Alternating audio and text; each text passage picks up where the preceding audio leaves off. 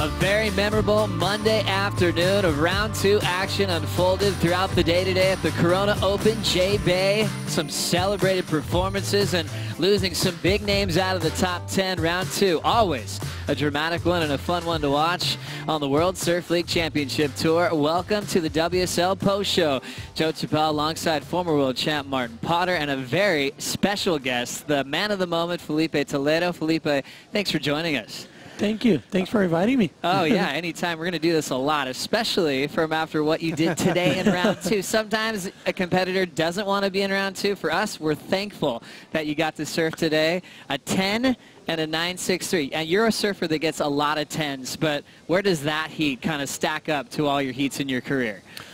Even me, I was really thankful to be surfing round 2 today. The waves were fine, But, yeah, it was really special to surf Jbay today. It was like incredible waves, and I just enjoy it. I have a lot of fun, Well, we're going to have you take us through your heat. We can't get enough of this vision. It's a bit of a highlight reel. The best performance so far of this event came in round 2. A rematch with Kanoa Igarashi. Since your brief hiatus, you came out blazing. Last year was your personal best performance, a quarterfinal. Yep. But it looks like you really, obviously, understand this place. Have you learned a lot coming into this year? Yeah, definitely, been coming here for the last few years and been having some, quarterfinals finishes and looking forward to, move on into the quarterfinals and, just been watching a lot of Mick Fanning surfing, just trying to keep up. And Felipe, it looks to me like you've done a lot of hard work on the rail-to-rail surfing. We always knew that you've got the high-flying maneuvers. You're one of the best guys in the air. But for me, the thing that I see you've improved a lot on is your rail work. Yeah, I've been working on that a lot, and also the tour does it with you. You gotta surf like big. You gotta do big turns because that's what the judges want to see. So, but yeah, I've been trying to work a lot on my rail surfing and the barrel skills as well. You're a surfer that gets 10s quite often. Did you know it was a 10 right away? Is that something you feel from the inside when you finish a wave like that? Oh, yeah, you definitely feel it. But, finishing that wave, I wasn't waiting for the 10, but I was definitely waiting for a big number because it was a nice long barrel, I was like, whoa, that was a good one. And then finishing strong too, that's what they want to see here in Jbay. Like the finishing, like if you do really good at the whole wave, but if you finish, it's like, I think it's the most important part of the wave. So yeah, I kind of feel it. Yeah. A lot of people say that Jeffreys Bay is one of the most perfect waves in the world and everyone can surf it, but not many people can surf it good. What's your mindset going into the wave? Do you anticipate maneuvers or is it all just reaction to what the wave is going to show? It's exactly what I said, like everybody can surf this wave, but as good as Mick Fanning, it's really hard, so just like every time like you do a bottom turn, you're thinking to do a turn, and just think a little bit forward, like just not doing here, I'm doing like a little bit forward, so you can, once you do it, the wave it's already like, pushing you to the next turn. So that's what I learned from, watching all the boys surfing over here and, just not missing the waves. Well, congrats, Felipe, on another perfect score, a 10-point ride. You kind of made a tradition of it. Remember 2015, of course you do. Yes. 3 wins that season, the most successful as far as event wins of anyone else on tour. But something you added to all those finals was a 10 again. Yeah, so you're going to teach us, how do you get a perfect score? We've had a few 10s this year as we look back, and we want you to react to a lot of the big numbers we saw. One of your good friends, Italo Ferreira, kicked off the Gold Coast with a 10-point ride for that amazing big spin into the flats. Yeah. You're one of the best air guys in the world. How did you react to this 10? Yeah, that was unbelievable, I had like a really bad result on this one, but just watching, like his back foot just came off of the pad for a little bit, and then he was able to recover it really good. And as Gold Coast is, we were waiting for like 10, 15 turns in a wave, and he just did like a crazy big one. So he was really gnarly. And also transitioning to Zeke's wave here, Potts. You love this one. Oh, this is unreal. I mean, this is that everything we go to the Gold Coast for is those big barrels, but then Zeke combated up with some turns. But the tube ride to the aerial maneuver, I mean, what do you think is the best part of surfing? Obviously, you've got the airs, you've got the barrels. What feels better for you? I don't know. Maybe the barrel. Because it's like you're doing an air like you're flying, you know, and when you land it feels pretty good, you know. But the barrel is still like Sebastian right now. Yeah. It just gets like really deep. You're fighting with the foam ball, you know. I was watching VIP over there, but you know, just fighting with the foam ball, like it's like nothing that you can control when you're inside the barrel. So I think it feels better when you do like got a really crazy barrel. Well, this is yourself. Once again, Felipe, you've already had a 10 previously this season. This one at Bell's. Take us through this wave. What was the best part about this 10-point ride? Yeah, it was actually because I didn't know it was a 10, first thing. And then I was just like doing what I love to do, you know, just surfing, just enjoying. And the waves were really good, too. And it was the last wave of the heat. It was probably like 2 minutes left. And I just went for it. I was like, okay, I'm going to do it. And that happens. The thing that amazes me about your aerial stuff, when you get the 10s in the air, you have amazing control of your body through the air. Do you do any kind of extra work to help that along, or is that just a natural thing that you have? Yeah, not really. It's just natural, you know. I actually grew up watching my older brother doing like maneuvers like that, you know, doing big airs, and also, you know, watching all the aerialist guys, you know, Matt Mel, Chip Wilson, all these guys, and it's just like a natural, you know, feeling, natural rotation on my body. And obviously, you know, just watching a lot, just trying to improve, you know, like head rotation or shoulder too, you know, just, but nothing, not a specific training for that. Right. Well, Felipe, now we kind of focus on today. Well, let's kind of look at the big picture a little bit. 2015 was something where you had everybody on their feet. Your heats were the heats to watch in an exciting world title race. My favorite part about that year was before you had your first win, you said, I'm going to go for a world title. That confidence came true where you were doing phenomenal surfing. Last year it was different because you had the injury, and then you had to recover, you had a baby. There's a lot going on. Seeing a performance like what you had today, are you just as confident as you were in 2015? Yes, I think I am, you know. I had that situation in Rio. I felt like, whoa, you know, missing Fiji was a big thing for me, you know, dropping on the rankings. And I just felt like I want to put the jerseys back on, and, you know, I just want to get back in the water and do some, you know, amazing hits. And I'm just feeling really good now. I'm just feeling it, you know, like just keep the ball rolling. And, you know, I'm just happy to be back, you know, because not going to Fiji, I missed it. I missed it a lot. Mate, who are your inspirations? I mean, who do you look to for that inspiration to want to do better? Talking about surfing and training and, you know, as a human, definitely Mick Fanning. He's definitely one of my heroes. You know, I grew up watching him in all those old movies, which was amazing. But especially here, you know, he's the man to beat. Yep, definitely. And you had the matchup with him last season, making your quarterfinal. We'll see if that comes true again this year. We had some interesting things happen through the day today. Obviously, you on the grid side of the 10, that high 9 to move on. Also, Jadson Andre, a guy that's been such a workhorse last couple of seasons. Got a crucial win against Kolohe and Dino. Interesting one. Kolohe had that barrel way down the beach. There's a bodyboarder that was kind of the end section, which kind of left us scratching our head. But Jaddy's fire was a force to be reckoned with. Were you able to catch up with him after his head injury last night? Yeah, I did. I saw actually one of the boys posted on Instagram last night. And then first thing that I did was call him, you know, like, hey, what's up? How you doing? You know, how's everything going? He was like, no, just 6 stitches, you know, so it's fine. I was like, okay, good. It's on the head, you know, on the top of the head. Right. So it's like, it's better to surf, you know, it doesn't bother really much. Jadson's passion for the sport, for surfing, for his friends, just to be around every event. You see the passion coming out of Jadson is unbelievable, right? It's crazy. It's unbelievable, you know. I think all the generations, we need the Jaddy on tour, you know, because he like puts his smiles in everyone's face, you know. Everywhere he goes, like everybody's just laughing a lot and just like joking around. And, you know, as you can see here, it's like, he puts it in the water, it's unbelievable surfing. But we found out that Jadson surfing for a lot more. His story is one of the best on tour as far as who he takes care of and his family. Were you aware of his story at a young age coming from Brazil? Yes, you know, I grew up surfing, you know, with the older guys, you know, like Gabriel, Miguel, Jaddy.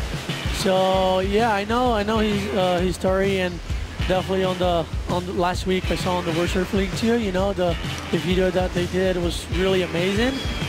True warrior, you know, he deserves it. Really great to see, and obviously you can see the red jersey of Flo Andino, a guy in the top 10 that was knocked out today. He was trying to get multiple barrels, got his way down the line. That score that he ended up suffering from not making that end section pots was a 5.9, so Andino had his work cut out for him after dealing with that situation. Yeah, I mean, that was a heavy situation. Obviously, we don't want to see anything like that happen, but take nothing away from Jadson's performance. I mean, you saw the tube ride he had. I mean, he's looking in good form. He looks like he's got good boards under his feet.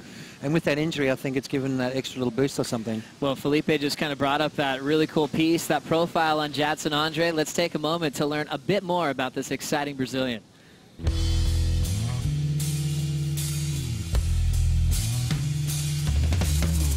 Jadson is the funniest person. Like, when he gets to a place, you see like people smiling and calling, "Hey, Jaddy!" If you catch empty gear, they pay $1.50. That's what I did for work. I had to take care of myself. He had a really sick rail grab, inverted air revert. After that, he struggled a little. I felt like if I didn't make the tour, how bad I was going to be with money. Jadson up and riding. Jadson Andre, such a scrapper. He's always up for the fight. He's not one to give up, that's for sure. Needing to improve his position straight up the lip, free falls, surfing on the edge of disaster and making it. And then when he finished the last turn, we were just going like, yeah, Jaddy got the score. So many special memories for Jadson Andre. Every time he puts a jersey on, he gives you his all. You're left with something, win or lose. You always remember Jadson's heats. And Felipe, you were probably, what, about 13 when Jadson won his first event back in 2010, doing those big full rotations? Yeah, I remember. I was on the beach. I was sponsored by Billabong at the time, you know, and I had the chance to compete on the trials.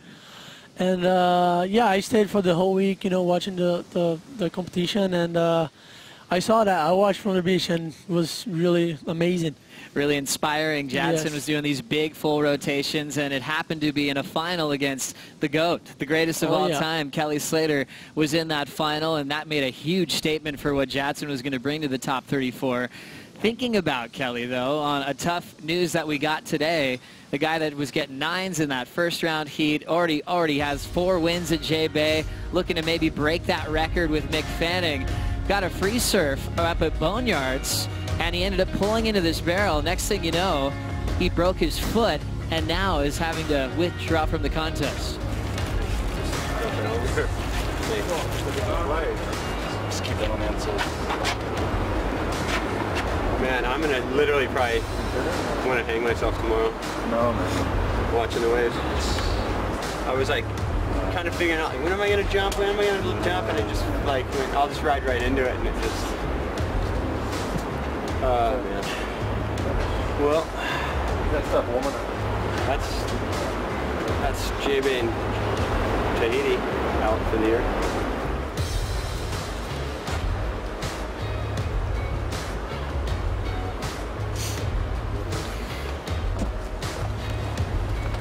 This was that tough moment for Kelly Slater, getting assisted off the deck there. You get cheered up for the wrong reason, you know? Trying to bring a bit of positivity there, but you could tell deep down inside, an 11-time world champ, an athlete like that, dedicated to win his 12th, he's knowing that he's in for a long recovery, Potts. Yeah, absolutely. I mean, the thing with Kelly, though, he's fit, he's healthy, he's got a really positive mindset, and he's probably pulled into 1,000 closeouts in his entire life, and then today just went all wrong. And I think that's the sport of surfing. You can't predict what's going to happen. You can't hold back either. It's not one of those situations where you wrap yourself in cotton wool. But we'll see more of Kelly, that's for sure. But we wish him a speedy recovery. Well, Felipe, you could really relate with that feeling as a competitor, going back to your injury at Snapper against Wilco, defending champ, starting off a brand new year, and then having to watch the tour unfold, missing a couple of events. What's Kelly going through right now? Yeah, I know. I think he's going through, he's done that a lot of time, I think, you know, going some injuries, missing some events, but it's definitely really hard, you know. That's what we do for a living, and watching everybody surfing perfect waves, and you drop in on the rankings is just like, oh no, I'm gonna be over there. You know, like just put a boat on and just go and try to at least surf a little bit. You know, but it's really hard to contain yourself, and you gotta relax and let it heal, because otherwise it's gonna bother you for the rest of your life. So well, the X-ray we saw did look pretty tough to see, but let's get the official word from Renato Hickel now with Rosie Hodge. Well, unfortunately, Renato, we saw that Kelly Slater sustained an injury. He's had an X-ray done. What's the consensus, and will he be competing in the contest? Yeah, I just spoke with him over the phone. It's official. And like you said, unfortunately, he's out of this event. 2 broken bones on the foot. It's a really serious injury. He can't operate now. So he's going to take a week off and go to America and probably going to do the surgery there. So until the surgery is performed, we don't know how much time he'll be off the tour. But we can anticipate it's going to be at least a couple of months. So yeah, sad news for Kelly and for all the fans out there. Definitely. Well, we're wishing Kelly Slater a speedy recovery. Back up to you guys. Thank you, Rosie. Tough news there from Renato Hickel. So it is official. Kelly withdrawing from the contest, and we'll hope he gets back ready to run for, hopefully, Tahiti. He's already thinking he's out for that. Yeah. Lowers is after that. It's always demanding on your foot, but we'll take a look at the heat draw, the matchup. Whoa, Felipe Toledo. Do you look at that heat as an opportunity to surf against 11-time world champ? What's your reaction Perfect to missing Jbay. that one? Yeah, right? Perfect Jbay. I mean, that's yeah. it is a shame. It is. Yeah, I wish I had the opportunity to surf against him, but speed recovery for Kelly, and hope to see him in Tahiti. I'll take his place. Let's do it. Twin fin. Perfect, Jbay. Pots, Felipe, that's going to be fun to watch. Thinking about that, though, I love that it's taken as an opportunity. Like, no one wants a bye these days. So the caliber of the tour is lethal, but no one wants to just get a walkthrough these days. Saying that, though, you're going to have a little bit more time to think about round 4. As an athlete, knowing you could have some downtime, are you looking forward to that? Yeah, definitely, and just now it's time to relax and, just put my mind on the right place as well, and then join the family a little bit, and, just wait for the calls and do really good on the round 4 too. Looking forward for a good result here, like not going to Fiji. So I really need like a big result to, step up a little bit on the rankings and, just be on the top 10. There we go. That's where you belong, definitely. Another standout performance we saw towards the end of the day was the matchup with Wiggly, Dantas, and Ezekiel Lau. This had a lot of hype for good reason, and they both came out swinging. We counted 4 8s at the start, 2 apiece. They're going back and forth, blow for blow. Zeke Lau was the one that was left standing. Felipe, did you get a chance to watch this heat? Yes, I was watching at home. I ran home to change, and I was watching it, and it was really amazing. The start of the heat, the first 10 minutes was everybody was just like with 16, 17 points. I was like, whoa, what is going on?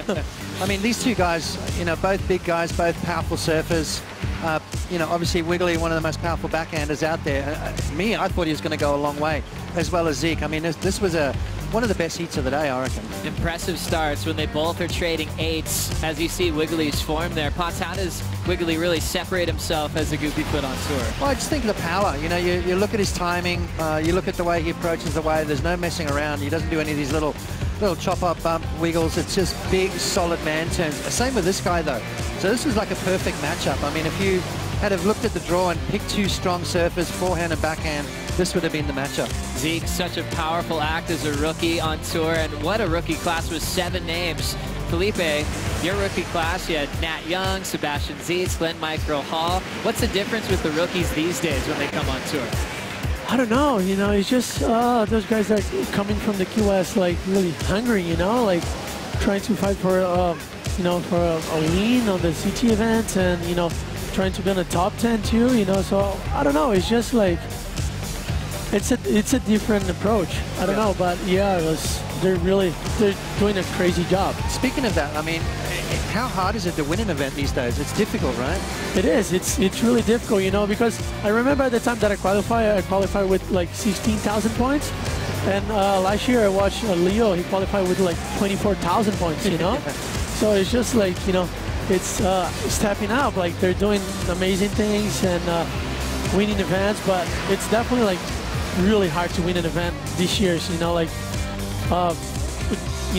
Guys like Ezekiel, rookie, and Mick Fanning, it's just like, it's there's no like, you know, easy path, way, yeah, you know? yeah. It's just like hard every round. And this year, no one's dominated. We've had different winners every single event. Yes. So, which keeps all the stories wide open. So Yeah. that's going to be really fun to see. Zeke Lau moving on into round 3 with a solid effort from Wiggly. Excellent range scores to his name. Unfortunately, gets knocked out in round 2. Well, we just finished the last heat of the day, and that was won by Frederico Morais. Frederico is with Rosie Hodge.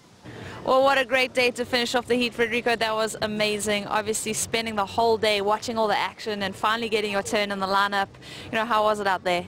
Oh, it's really fun. I was a bit too nervous, I think, because I've seen everyone shredding and getting amazing scores, and then you have to get out there with amazing waves, so many good waves, and then you have to perform. So I was a bit nervous, but yeah, everything came together, and I got some really fun waves, and yeah, it was an amazing day of surfing.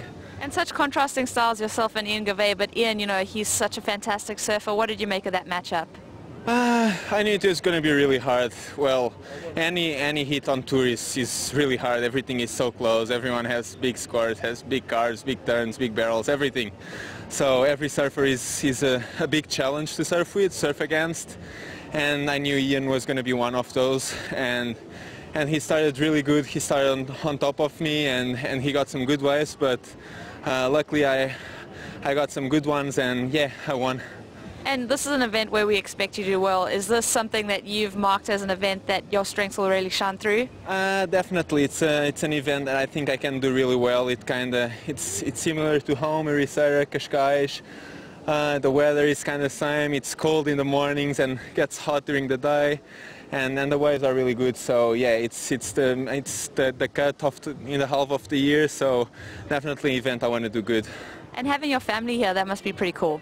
Yeah, I've got my mom, my uncle, and my mom, no, sorry, my dad. I wish my mom was here as well, but I've got my dad, my uncle, and my aunt here, and Doggy's family as well, my coach. And yeah, it's amazing to have everyone watching me surfing the comp, and then everyone at home cheering. It's amazing. Thank you, guys. Well done, and rest up for tomorrow. Thank you. Thank you. Thank you very much, Rosie. And Frederico Morais, such a happy guy to talk to, especially after a win. He just was thinking about his win, and obviously a huge support crew that he's brought to Jeffrey's Bay. And I guess, Felipe, that's what you did. You took your whole family. How good does it feel after a big heat like today? You get to see your family and your little baby afterwards. Yeah, it's so good. It's an incredible feeling, you know. Not having my dad here, but having my wife and my little daughter, you know. So it's amazing, you know, like after a win, especially, you know, just like see the daughter and play a little bit, you know, have some laughs, and Yeah. especially when you lost, you know. Yeah, It's really good. It's a good, like, you know, like pace yourself, you know, just like puts everything in perspective. Yes, You know, that surfing's one thing, but then you got the family. yes, Yeah. yes, Bonus. it's really fun. On fire, Felipe. Let's see what's in store for you later on this contest. Potts, let's bring up the Surfline forecast. Today was a very special day, and there's talk about tomorrow maybe being even better. What do you think? Yeah, well, you know, you heard Joel Parkinson talking to Strata Wazalewski saying that he's not going to surf the Savo. Why? Because there's going to be plenty of surf coming tomorrow. Larger south-southwest swell building, peaking through Tuesday, Wednesday. Offshore flow continues. I mean, it is probably one of the best forecasts we've seen in quite some time. We've got swell through all the way through to the end. I mean, the 23rd is the last day of the waiting period. Even if they finish in the next few days, Joe, that means we can go out there and get a couple of waves. I've been sitting here frothing. You know, up to 6 to 10 feet. I mean, look at that. We've got so much swell coming. And you don't want it any bigger than that, really. In that 6 to 8 foot range is kind of the perfect size for Jeffrey's Bay. Any bigger, it'll go wider, but the winds are perfect. Plenty of swell on offer. We just got to pick the eyes out of it. I mean, we've got the best surfers in the world. We've got, you know, swell on tap, and it is just going to be one of the best events we've seen in quite some time. Really looking forward to it. So seeing that 6 to 10 prediction for tomorrow. Sorry again, Felipe, your round 3 matchup. You've got the walkthrough into round 4. They should let him just paddle out anyway and surf like, his heat, right? Shorten the heat, like just 15 minutes. Yeah, just Exactly. give me 2 waves, 3 waves. That's you know? it. Yeah. Felipe, there's some incredible matchups to watch. So knowing that you're not surfing in round 3, is this something that you're going to be watching closely too? Are you going to fan out all day and see what your competitors are up to? Or do you like to get a little distance on a day like that? You know, I like to be at home watching the comp, you know, just resting, you know, just recharging the batteries, you know. So, yeah, definitely going to watch the comp and see what's going to unfold, but there's some really good matchups. Do you want to make some predictions right now? We've got Joel Parkinson versus Connor Coffin. Who's winning that heat? Wow, that's a hard one, man. Tough one, yeah. Connor surfed incredibly in round 1. Joel was still in, he didn't even really get out of second gear. So he's got a lot left in the tank. He's probably one of the best ever out here. I'll have to pick Joel. Oh, there we go. And what about Owen Wright versus Ezekiel Lau? Felipe, since you're thinking about a title campaign, are you jumping in Zeke's corner since Owen's #3 in the world? Yes, you know, kind of. It's going to be really good to watch, you know, but I think Zeke being on his forehand, I think he's going to get a little bit of advantage, you know. So, you know, with the barrel rides, you know, I think it's easier, but I know Owen's going to do really good, too, so it's going to be a crazy one to watch. The guy on top of the Jeep leaderboard, Matt Wilkinson. Jack Freestone is his opponent, coming up in sizable conditions. We know Wilco's made the semifinals out here when it's nice and big. Damian Hobgood said he feels like there's an advantage there for goofies at that size. Potts, how's that one going to play out? Yeah, I agree. I think the bigger it is, the better it is for the goofies. You know, when it's smaller along the bricks, the transition's so tight, it's hard on your backhand, you know, the wave runs away from you. So the bigger it is, it's going to be better for Matty Wilco. Going back a couple of years, he took down Kelly in 6-8 for Jbay. So, you know, he's going to be dangerous the bigger it gets. Idlo Ferreira, I think, is going to be a tough one to beat as well. He surfed incredibly well. Yes, he did really good in first round. Yeah. That's right. Also a two-time Jbay champ, Jordy Smith, has Leo Fioravante in the draw. Leo had a pretty standout heat to get into that matchup. Toledo, how's that one going to work out? Yeah, I don't know. With the waves getting bigger a little bit, I think Jordy's going to get the advantage, you know, being bigger, heavier, you know, more spray on the turns, I think, you know, but definitely Leo is going to be a tough one. Unbelievable. I love this, Felipe. We should do this more often. Let's do it. Break down some heats. Oh, yes. I'm down. Once again, congratulations on what an epic performance. Another perfect 10 to your name. Do you know how many 10s you have in your career? Is that something we got to look up? I've lost count. Yeah. I think, you know, none of the fingers. Loving it. Well, best of luck in the conditions later on in round 4. And thanks for being with us all day today from the Corona Open. Jbay will join us tomorrow bright and early for 7:30 call. We'll see you then.